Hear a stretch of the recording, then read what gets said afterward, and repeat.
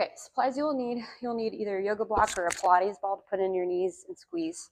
And then the other thing you're going to need is a rolled up towel.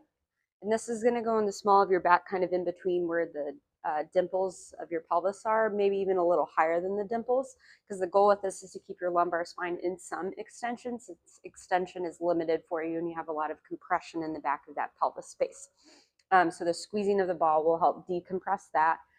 So get to a wall, and then I'm going to put this right in the small of my back, knees, hips at 90.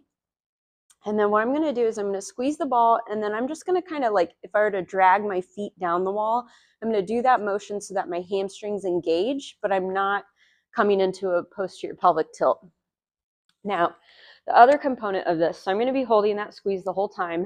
You're going to inhale in through your nose, trying to expand your chest in a 360 manner. So tight spots are often here, and then getting this lower thoracic to breathe into the ground will also be a challenge.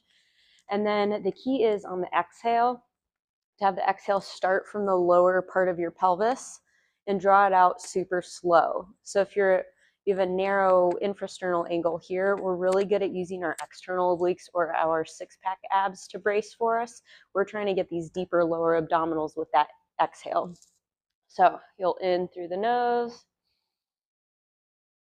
360 breath, I'll pause, then I'll slowly exhale, thinking like I'm trying to tighten right around where my pant waist is. Scooping that up and in. Now I'm going to pause, try and keep that engagement in the lower abdominals when I inhale.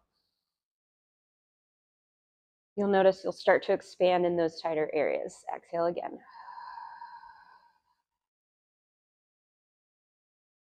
So hopefully you can hear through the mic. I'm really drawing out the exhale. I'm not forcing it. Inhale. There's a good 360. Exhale.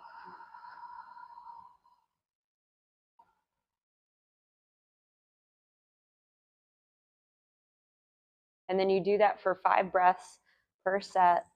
And the idea is you do 5 rounds of it. So this gives you time, your rib cage time, to start to soften in all the areas where it tends to get stiff.